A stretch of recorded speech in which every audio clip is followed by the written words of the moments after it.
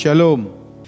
Baik Bapak Ibu, saat ini kita akan berbicara sebuah tema. Ini masih terkait erat dengan tema besar kita, yaitu menghadirkan kebaikan-kebaikan Tuhan dalam kehidupan kita sehari-hari. Menghadirkan kebaikan-kebaikan Tuhan dalam kehidupan kita sehari-hari. Apakah kira-kira Bapak Ibu mau mengalami kebaikan-kebaikan Tuhan di situasi-situasi seperti ini? Amin.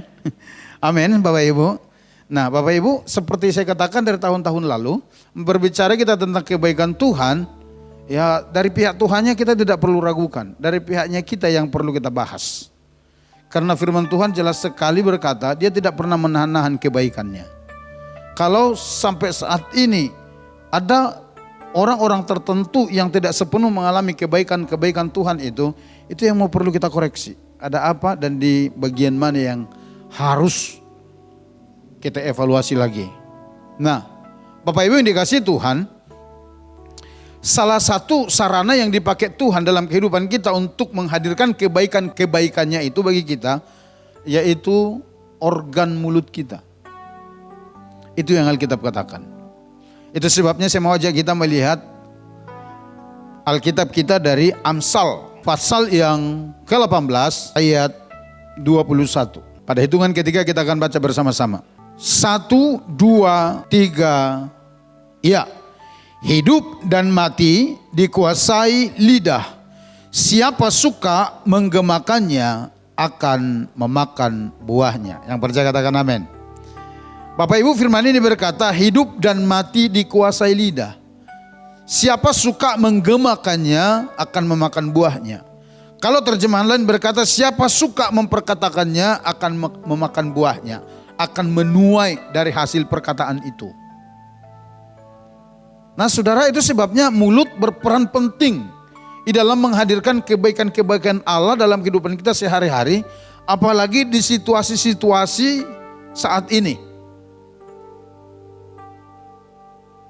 Bahkan kalau saya mau lihat atau saya mau sampaikan kepada Bapak Ibu melalui ayat ini, bukan saja mendatangkan kebaikan, tapi ayat ini juga mengindikasikan, memberitahukan juga kepada kita bahwa melalui organ mulut kita, kita tidak hanya bisa menerima kebaikan Tuhan, tapi juga bisa menerima keburukan-keburukan. Itu sebabnya kita mau belajar dua hal Bapak Ibu. Dari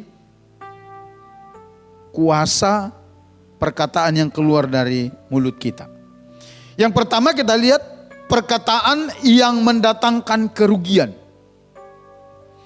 Perkataan yang mendatangkan kerugian. Artinya begini. Di dalam Amsal ini tadi dikatakan, siapa suka menggemakannya akan memakan buahnya. Itu netral. Netralnya itu seperti ini. Kalau Bapak Ibu perkatakan yang baik, Bapak Ibu akan memakan buah yang baik. Tapi kalau Bapak Ibu mempergunakannya untuk hal-hal negatif, hal-hal buruk, maka Bapak Ibu akan menerima hal-hal buruk dan negatif. Nah, saya tertarik dengan terjemahan bahasa Indonesia sehari-hari yang berkata begini. Lidah mempunyai kuasa untuk menyelamatkan hidup atau merusaknya. Orang harus menanggung akibat ucapannya.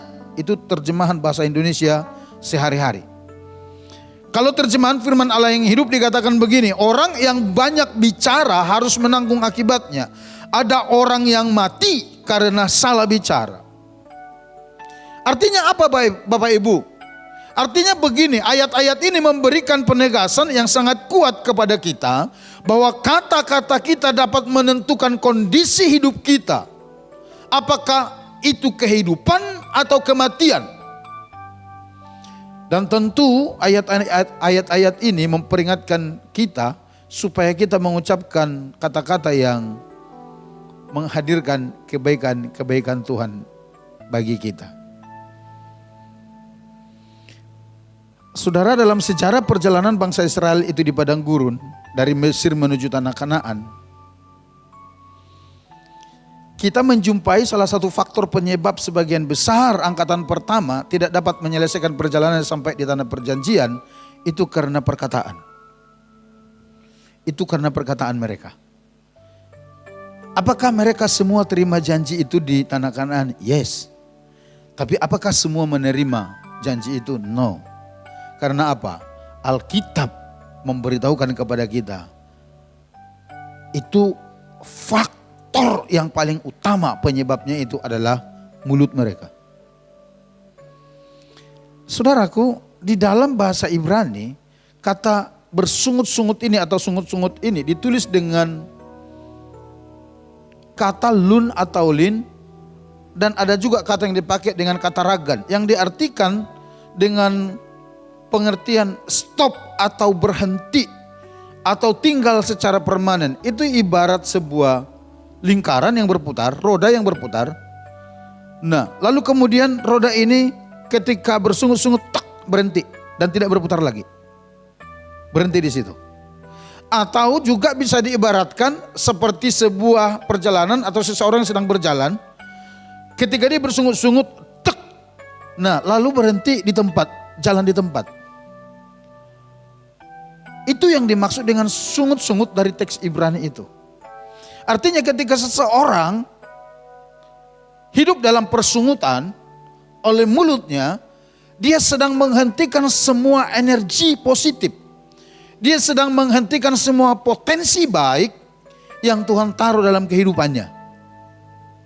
Hanya oleh karena persungutan. Nah saudara, sedangkan kata ragan itu sendiri diartikan dengan kata menggerutu atau memberontak. Jadi persungutan itu dikategorikan kepada pemberontakan. Kalau di dalam perjanjian baru dalam teks Yunani, kata bersungut-sungut itu ditulis dengan gonguzo. Artinya mengeluh atau menggerutu atau bersungut-sungut. Dan itu digambarkan seperti seekor burung merpati. Kalau Bapak Ibu tahu burung merpati, dia biasanya kan yang begitu-begitu itu. Tapi tidak berbuat apa-apa, tapi terus begitu menggerutu. Dan sama, itu akan menghentikan semua potensi yang ada dalam dirinya. Pengertiannya itu secara negatif itu. Nah, kalau di dalam Kamus Besar Bahasa Indonesia, bersungut-sungut diartikan sebagai comel atau menggerutu. Kata gerutu artinya perkataan yang diucapkan dengan cara bergumam terus-menerus karena rasa dongkol atau tidak puas dengan keadaan atau peristiwa yang sedang dialami. Itulah menurut Kamus Besar Bahasa Indonesia. Dan Bapak Ibu, berikut saya akan menunjukkan kepada kita sebagian dari yang dicatat Alkitab, apa yang dialami oleh bangsa Israel akibat persungutan itu. Yang pertama kita akan lihat peristiwa air di Mara. Coba kita lihat di dalam Keluaran pasal 15 ayat 22 mulai. Bapak Ibu perhatikan, saya baca, dikatakan demikian. Di Mara dan di Elim, Musa menyuruh orang Israel berangkat dari Laut Teberau. Ini setelah mereka menyeberang Laut Teberau itu ketika keluar dari Mesir. Lalu mereka pergi ke padang gurun Syur. 3 hari lamanya mereka berjalan di padang gurun itu dengan tidak mendapat air. Perhatikan, 3 hari. Jadi bangsa ini begitu mereka menyeberang Laut Teberau yang Musa belah pakai tongkat itu atas perintah Tuhan. Nah kemudian mereka meneruskan perjalanan selama 3 hari di padang gurun, padang pasir. Dan dikatakan mereka tidak mendapatkan air. Ayat 23, sampailah mereka ke Mara. Tetapi mereka tidak dapat meminum air yang ada di Mara itu. Kenapa? Karena pahit rasanya. Itulah sebabnya dinamai orang tempat itu Mara. Ayat 24. Lalu bersungut-sungutlah bangsa itu kepada Musa. Kata mereka, apakah yang akan kami minum? Ayat 25. Musa berseru-seru kepada Tuhan. Dan Tuhan menunjukkan kepadanya sepotong kayu. Musa melemparkan kayu itu ke dalam air. Lalu air itu menjadi manis. Di sanalah diberikan Tuhan ketetapan-ketetapan dan peraturan-peraturan kepada mereka, dan di sanalah Tuhan mencoba mereka. Jadi Bapak Ibu, dalam perjalanan mereka, setelah mereka menyeberang Laut Teberau, lalu mereka meneruskan perjalanan mereka di padang gurun selama 3 hari, dan mereka tidak dapat air di sana. Artinya mereka selama 3 hari itu dengan jalan susah payah, tidak menemukan air. Kalau kita katakan mereka tidak minum, belum tentu juga. Bisa jadi masih ada perbekalan, kan begitu. Tapi mungkin sudah habis perbekalan dan mereka sedang kehausan. Kemudian mereka tiba di sebuah tempat namanya Mara. Ketika mereka temukan air di sana, dicicipi, airnya pahit. Saya sudah khotbah di sumur di Mara itu. Waktu ke Israel. Ya kebetulan waktu kita lewat di sana dari travelnya percayakan saya yang sharing bawa firman di sana. Nah, waktu mereka ketemu dengan air yang pahit itu, di sini dikatakan bersungut-sungut mereka. Tapi saya lihat sungut-sungut di sini Tuhan masih toleransi. Karena di ayat ini dikatakan demikian, maka bersungut-sungutlah mereka kepada Musa. Apa yang mereka sungut-sungutkan tentang kebutuhan mereka yang tidak ada pilihan lain, tidak ada alternatif lain, tidak ada persediaan lain. Benar-benar mereka kehabisan dan mau minum air, airnya pahit. Dan akhirnya Musa berseru kepada Tuhan, menariknya untuk sungut-sungut kali ini Tuhan mendengar sungut-sungut mereka. Tuhan berkata kepada Musa, ambil sepotong kayu, lemparkan ke sumur itu. Nanti air itu akan berubah rasanya dari pahit menjadi manis. Dan itu terjadi. Ini menarik Bapak Ibu. Menarik. Ketika saya baca Sirukun, menarik ini. Ini sungut-sungut mereka ini sepertinya tidak masalah. Sepertinya sungut-sungut mereka ini bisa diakomodir Tuhan. Ini kira-kira seperti apa ini? Iya betul, memang sungut-sungut mereka dimarah ini karena mereka tidak dapat air itu didengar Tuhan dengan baik. Sehingga mereka diberi air untuk mereka minum. Nah, kita keep dulu di situ. Kita lihat yang berikutnya, sungut-sungut berikutnya. Ini agak berbeda ini. Persungutan yang kedua yang mereka lakukan, yang saya catat di sini, dari sekian persungutan yang mereka lakukan, saya ambil yang penting-penting saja. Ketika bangsa ini mengingat-ingat keadaan di Mesir. Sehingga mereka bersungut-sungut, yang sebenarnya sungut mereka itu menggambarkan nafsu rakus mereka, keinginan mereka untuk makan daging. Ini mereka bersungut lagi. Kita lihat di Bilangan pasal 11 mulai ayat 4. Dikatakan demikian, orang-orang bajingan yang ada di antara mereka kemasukan nafsu rakus. Dan orang Israel pun menangislah pula serta berkata, siapakah yang akan memberi kita makan daging? Kita teringat kepada ikan yang kita makan di Mesir dengan tidak bayar apa-apa. Kepada mentimun dan semangka, bawang prei, bawang merah dan bawang putih. Nah loh. Tetapi sekarang kita harus kurus kering. Tidak ada sesuatu apapun kecuali mana ini saja yang kita lihat. Ada makanan? Pada saat itu ada makanan? Ada. Mana?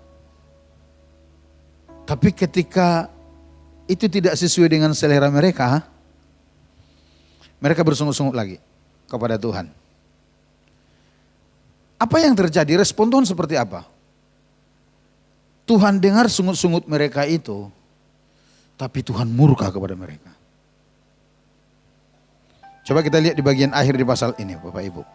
Bilangan pasal 11 ayat 33 dikatakan demikian. Selagi daging itu ada di mulut mereka, sebelum dikunyah, maka bangkitlah murka Tuhan terhadap bangsa itu dan Tuhan memukul bangsa itu dengan suatu tulah yang sangat besar. Sebab itu dinamailah tempat itu Kibrot Ta'awa, karena di sanalah dikuburkan orang-orang yang bernafsu rakus. Agak berbeda ya. Waktu dimarah, benar-benar mereka tidak ada alternatif lain untuk bisa menghilangkan dahaga mereka.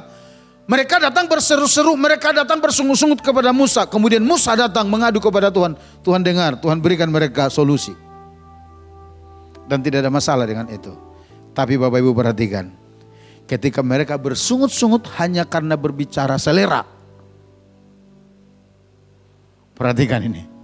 Ketika mereka bersungut-sungut hanya karena berbicara tidak puas dengan apa yang Tuhan sediakan, dengan makanan mana itu. Daging puyuh dikirim, tapi perhatikan endingnya. Orang-orang ini dapat tulah. Dan dikatakan orang-orang dirasuk roh rakus ini, nafsu rakus ini, tewas seketika. Daging itu masih ada di mulut mereka, kata firman Tuhan. Mereka ditumpas. Oleh karena apa? Sungut-sungut karena ketidakpuasan atas apa yang disediakan Tuhan dalam hidup mereka. Beda ya. Sekarang bisa melihat perbedaannya ya. Dengan yang dimarah itu. Dimarah itu benar-benar tidak ada alternatif. Siapa yang suruh mereka keluar dari Mesir? Tuhan. Artinya perjalanan mereka itu adalah perintah Tuhan, kehendak Tuhan. Dan mereka lakukan. Ketika mereka lakukan, mereka kelelahan, capek dan mau minum. Tidak ada air. Adapun yang pahit. Dan Tuhan tahu kondisi itu Bapak Ibu. Dan ketika mereka datang kepada Tuhan sekalipun dalam bentuk sungut-sungut. Kepada Musa maksud saya. Tuhan mendengar itu. Dan kelihatannya Tuhan mentoleransi itu. Karena apa? Saya mau katakan pada Bapak Ibu, disinilah berlaku yang dikatakan, Allah mengerti, Allah peduli. Amin. Amin. Allah sangat mengerti kondisi mereka pada saat itu. Allah sangat tahu situasi mereka pada saat itu. Memang mereka mau minum kemana? Adapun air pahit, Tuhan sebagai Allah penyedia, air yang pahit diubah jadi manis. Tapi perhatikan langkah berikut ini. Mereka makan mana tanpa bekerja, itu atas penyediaan Tuhan. Tapi bangsa itu tidak puas dengan itu. Jadi ini hanya masalah selera saja. Karena apa yang Tuhan sediakan itu tidak benar-benar memenuhi selera mereka. Sehingga mereka bersungut-sungut kepada Tuhan. Apa yang terjadi? Tuhan binasakan mereka. Nah kita lihat persungutan berikutnya Bapak Ibu. Ketika mereka bersungut-sungut tentang pemimpin Musa. Musa sebagai pemimpin yang dipilih Tuhan untuk memimpin mereka keluar dari tanah perbudakan. Mereka omelin terus. Mereka persalahkan terus. Bahkan ketika Musa mengutus 12 pengintai masing-masing suku mengirimkan satu wakilnya untuk masuk ke tanah perjanjian. Lalu para pengintai itu pulang dari sana membawa 2 laporan yang berbeda. 10 orang melaporkan kejelekan dan 2 orang melaporkan kebaikan. Itu pun Alkitab berkata, mereka bersungut-sungut atas kepemimpinan Musa. Lalu mereka mau melempari Musa dan Harun pada waktu itu. Dan Bapak Ibu, saya salut dengan Musa ini. Waktu itu terjadi, Musa itu masih berusaha negosiasi kepada Tuhan. Tolong Tuhan, jangan, tolong Tuhan. Nanti bagaimana kalau bangsa-bangsa lain dengar bahwa mereka musnah di sini hanya karena mereka ngomelin saya. Hanya karena mereka tidak puas dengan kepemimpinan saya. Dan Tuhan berkata, itu dianggap sebagai kejahatan di mata Tuhan. Lalu persungutan berikutnya, fitnah terhadap Musa dan Harun. Nanti Bapak Ibu lihat di dalam Bilangan pasal 16. Mereka sekarang tidak sekedar bersungut-sungut, tapi sekarang mereka memfitnah Musa dan Harun. Sampai mereka mengata-ngatai. Nanti Bapak Ibu baca di sana dikatakan, kami tadinya sudah enak-enak di Mesir. Kami di sana berkecukupan. Tapi kamu bawa kami ke sini. Pemimpin apaan kamu? Itu sebabnya mereka bersepakat untuk mengangkat pemimpin lain bagi mereka supaya mereka dibawa kembali ke Mesir. Ini memang otaknya ini benar-benar. Tuhan berkata bahwa tanah Kanaan adalah tanah perjanjian bagi mereka. Tapi mereka berkata Mesirlah bagi mereka sebagai tanah perjanjian mereka. Di sana mereka lebih enak. Dan mereka fitnah Harun dan Musa di sana sejadi-jadinya. Bapak Ibu, ketika sampai ke level ini, Alkitab berkata Musa itu adalah orang yang paling lembut hatinya di muka bumi ini. Tapi ketika sampai ke sini, Musa akhirnya melepas bangsa itu. Melepas. Musa melapor kepada Tuhan. Dan Musa berkata begini, ayo sekarang kita uji, kata Musa. Kalau benar-benar kami ini bukan pemimpin yang dipilih oleh Tuhan, ayo kita akan datang menghadap Tuhan. Kamu dan rombonganmu, waktu itu ada Korah, Datan dan Abiram di sana. Mengajak orang-orang untuk berontak terhadap Musa dan Harun. Musa katakan demikian, kalau kamu meninggal seperti pada umumnya orang meninggal, berarti kami bukan pemimpin yang dipilih Tuhan. Tapi kalau kamu mati dengan cara yang belum pernah terjadi di muka bumi ini, ketahuilah bahwa kami ini adalah pemimpin yang dipilih oleh Tuhan. Alkitab berkata, belum selesai Musa berbicara, bumi langsung menganga. 14.000 sekian ratus orang tiba-tiba jatuh. Lalu bumi menutup dirinya, semua tertelan mati di kubur sana. Oleh karena apa? Persungutan. Persungutan. Itu sebabnya Bapak Ibu, sekali lagi, mulut kita bukan saja bisa menghadirkan kebaikan-kebaikan Allah dalam kehidupan kita sehari-hari, tapi bisa mendatangkan bencana dan celaka. Saya mau katakan hati-hati kita mempergunakan mulut kita di hari-hari ini. Saya tidak tahu, dari tahun lalu, akhir tahun lalu saya sudah sampaikan ketika kita dapat tema, saya tidak tahu persis di tahun depan kejadian seperti apa yang akan terjadi. Tapi di dalam roh saya menangkap ada hal-hal yang di luar dugaan yang akan terjadi yang lebih berat di tahun yang lalu.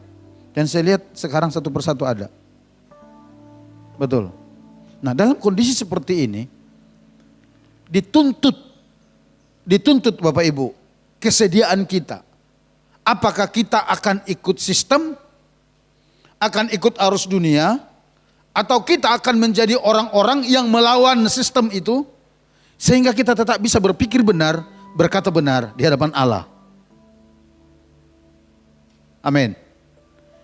Kenapa demikian? Karena waktu bangsa Israel bersungut-sungut dan mereka berusaha merajam Musa dan Harun. Oleh karena laporan 10 pengintai yang pulang dari tanah perjanjian itu. Inilah yang Tuhan katakan kepada Musa. Coba lihat Bilangan 14 ayat 28. Dikatakan demikian. Katakanlah kepada mereka, demi aku yang hidup, demikianlah firman Tuhan, bahwasanya seperti yang kamu katakan di hadapanku, demikianlah akan kulakukan kepadamu. Ini jawaban Tuhan. Ketika mereka dikuasai oleh sungut-sungut protes yang tidak puas, yang mereka berkata lebih baik kami mati di padang gurun ini. Dan Tuhan katakan seperti yang kau katakan di hadapanku, seperti itu terjadi dalam hidupmu. Dan betul. Akhirnya dari Kades Barnea itu mereka harus mutar-mutar selama 40 tahun lagi baru masuk ke tanah perjanjian. Itu yang Tuhan katakan. Jadi sekali lagi mulut kita perlu dijaga betul-betul. Karena itu sangat berperan aktif untuk mendatangkan apakah itu keburukan dan kebaikan dalam kehidupan kita. Kita lihat bagian yang kedua. Yang pertama kita berbicara tentang kerugian besar yang terjadi dalam kehidupan kita karena perkataan yang tidak baik. Sekarang kita lihat bagian yang kedua.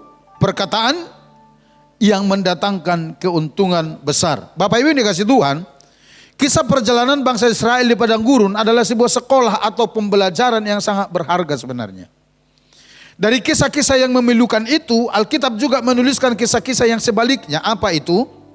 Walaupun hanya beberapa orang yang dicatat, namun bagi kita menjadi pelajaran yang sangat bernilai. Kenapa Bapak Ibu? Karena dari sekian banyak orang yang berangkat dari Mesir masuk ke tanah Kanaan itu, ada 2 keluarga yang Tuhan bawa masuk ke tanah perjanjian. Ada 2 keluarga. Siapa itu? Kaleb dan Yosua. Coba kita lihat sebentar di dalam Bilangan pasal 32 ayat 11 dan 12. Bapak Ibu perhatikan ya. Saya akan baca. Dikatakan demikian. Bahwasanya orang-orang yang telah berjalan dari Mesir yang berumur 20 tahun ke atas. Perhatikan 20 tahun ke atas. Tidak akan melihat negeri yang kujanjikan dengan bersumpah kepada Abraham, Ishak dan Yakub, oleh karena mereka tidak mengikuti aku dengan sepenuh hatinya. Ayat 12, kecuali Kaleb bin Yefun orang Kenas itu dan Yosua bin Nun, sebab keduanya mengikut Tuhan dengan sepenuh hatinya. Tentu Kaleb punya istri anak, Yosua juga punya istri anak. Pada akhirnya mereka menikahkan begitu. Karena apa dikatakan? Karena dua orang ini mengikut Tuhan dengan sepenuh hati. Siapa Kaleb dan Yosua adalah masing-masing yang mewakili suku mereka yang ikut mengintai tanah Kanaan. Dari 12 orang itu mereka dua ini ikut. Hanya dua ini yang membawa laporan yang baik positif kepada Musa pada saat itu. Yang lain semua memberitakan keburukan sehingga umat itu semua mau berontak kepada Tuhan. Dan oleh karena ulah itu Tuhan berkata, mereka yang keluar dari Mesir, usianya yang 20 tahun ke atas tidak boleh masuk ke tanah Kanaan. Berapa banyak itu? Kalau di Bilangan pasal pertama dicatat, orang-orang yang berusia, ini laki-laki loh ya, orang-orang berusia 20 tahun ke atas yang siap berperang, ketika didata itu ada sekitar 603.000 orang, 550 orang. Sekitar segitu. Itu yang berusia 20 tahun ke atas. Nah coba kita lihat dulu kejadian ini kembali. Bilangan 13 ayat 25. Bapak Ibu perhatikan, saya baca dikatakan demikian. Sesudah lewat 40 hari pulanglah mereka dari pengintaian negeri itu. Dan langsung datang kepada Musa, Harun dan segenap umat Israel di Kades di padang gurun Paran. Mereka membawa pulang kabar kepada keduanya dan kepada segenap umat itu. Dan memperlihatkan kepada sekaliannya hasil negeri itu. Ayat 27. Mereka menceritakan kepadanya, kami sudah masuk ke negeri kemana kau suruh kami. Dan memang negeri itu berlimpah-limpah susu dan madunya. Dan inilah hasilnya. Ayat 28. Hanya bangsa yang diam di negeri itu kuat-kuat dan kota-kotanya berkubu-kubu dan sangat besar. Juga keturunan Enak telah kami lihat di sana. 29. Orang Amalek diam di tanah Negeb, orang Het, orang Yebus dan orang Amori diam di pegunungan. Orang Kanaan diam sepanjang laut dan sepanjang tepi sungai Yordan. Ayat 30. Kemudian Kaleb mencoba menenteramkan hati bangsa itu di hadapan Musa. Katanya, tidak, kita akan maju dan menduduki negeri itu, sebab kita pasti akan mengalahkannya. Ayat 31. Tetapi orang-orang yang pergi ke sana bersama-sama dengan dia berkata, kita tidak dapat maju menyerang bangsa itu karena mereka lebih kuat daripada kita. Ayat 32. Juga mereka menyampaikan kepada orang Israel kabar busuk tentang negeri yang diintai mereka dengan berkata, negeri yang telah kami lalui untuk diintai adalah suatu negeri yang memakan penduduknya. Dan semua orang yang kami lihat di sana adalah orang-orang yang tinggi-tinggi perawakannya. Juga kami lihat di sana orang-orang raksasa, orang Enak yang berasal dari orang-orang raksasa. Dan kami lihat diri kami seperti belalang, dan demikian juga mereka terhadap kami. Kita sambung ke pasal 14 mulai ayat yang kelima. Ayat 5 berkata begini. Lalu sujudlah Musa dan Harun di depan mata seluruh jemaah Israel yang berkumpul di situ. Tetapi Yosua bin Nun dan Kaleb bin Yefun yang termasuk orang-orang yang telah mengintai negeri itu mengoyakkan pakaiannya dan berkata kepada segenap umat Israel, negeri yang kami lalui untuk diintai itu adalah luar biasa baiknya. Jika Tuhan berkenan kepada kita, maka ia akan membawa kita masuk ke negeri itu dan akan memberikannya kepada kita, suatu negeri yang berlimpah-limpah susu dan madunya. Hanya janganlah memberontak kepada Tuhan dan janganlah takut kepada bangsa negeri itu, sebab mereka akan kita telan habis. Yang melindungi mereka sudah meninggalkan mereka, sedang Tuhan menyertai kita. Janganlah takut kepada mereka. Saudara perhatikan. Hanya ini yang membedakan Yosua dan Kaleb. Dan akhirnya membuat mereka masuk ke tanah perjanjian. Akhirnya mereka mengalami apa yang Tuhan janjikan kepada mereka. Dari yang berusia 20 tahun ke atas, dari jumlah 603.550 orang, semua tewas di padang gurun. Hanya karena apa? Nih. Hanya karena sungut-sungut yang keluar dari mulut mereka. 10 kepala suku yang mengintai itu mereka berkata demikian, tidak mungkin kita bisa masuk ke sana, tidak mungkin kita bisa kalahkan mereka. Mereka itu terlalu tinggi, tinggi mereka dengan kita, kalau dibandingkan kita ini kayak belalang. Apakah benar datanya begitu? Ya, karena orang-orang enak itu tinggi besar. Tapi bukan hanya di situ, mereka jelek-jelekin kata Alkitab, tanah Kanaan itu. Sehingga membuat hati orang yang mendengarnya semua ketakutan. Dan ketika terjadi seperti itu, muncullah dua orang ini yang berkata, tidak, kita harus maju dan kita pasti menang. Kenapa? Karena Tuhan ada di pihak kita. Dan yang menguasai mereka telah meninggalkan mereka. Hanya, perhatikan dua hal. Hanya, pertama, jangan berontak kepada Tuhan. Yang kedua, jangan takut kepada orang-orang itu. Artinya apa itu? Artinya tetap taat kepada Tuhan. Yang kedua, tetap percayai Tuhan. Tetap percayai Tuhan. Di dalam situasi buruk, di dalam keadaan sulit, yang Yosua dan Kaleb mau tekankan, tetap percayai Tuhan yang memberikan janji itu kepadamu. Tetap percayai Tuhan bahwa Dia pemegang kendali atas segala-galanya. Dan ternyata itu mendapat perhatian di hati Tuhan. Sehingga nanti Bapak Ibu di pasal 14 seterusnya dikatakan demikian. Semua orang ini tidak bisa masuk kecuali Kaleb dan Yosua. Karena jiwa yang ada pada mereka lain dari yang lain. Saya lihat Bapak Ibu, saya pelajari yang dikatakan karena mereka mengikut aku dengan sepenuh hati. Itu Tuhan kaitkan kepada dua hal apa yang diucapkan oleh Kaleb dan Yosua. Yang pertama dikatakan jangan berontak kepada Tuhan. Jadi ternyata ketaatan seseorang terhadap perintah Tuhan, Tuhan pandang itu sebagai kesungguhan hati kepada dia. Yang kedua dikatakan jangan takut kepada penduduk negeri itu. Artinya tetap percaya kepada Tuhan. Dan itu menggugah hati Tuhan. Bagaimana ini Bapak Ibu, saudara sekalian, di tengah-tengah situasi yang seperti ini? Masihkah engkau bisa mempercayai Tuhan? Bahwa ada hal-hal baik yang bisa Tuhan kerjakan dalam kehidupanmu? Halo? Masihkah? Atau Bapak Ibu ikut-ikutan dengan orang di luar sana? Kita ditempatkan seperti Kaleb dan Yosua saat ini. Bapak Ibu mau menggerutu bisa, silakan.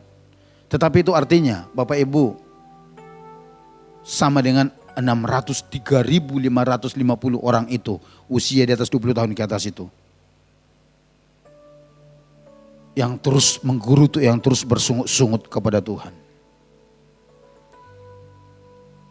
Tapi kalau engkau bisa bersikap seperti Yosua, seperti Kaleb yang berkata, betul situasinya sulit, tapi saya percaya di dalam situasi sulit pun Tuhan tetap memegang kendali atas hidup dan keadaan saya.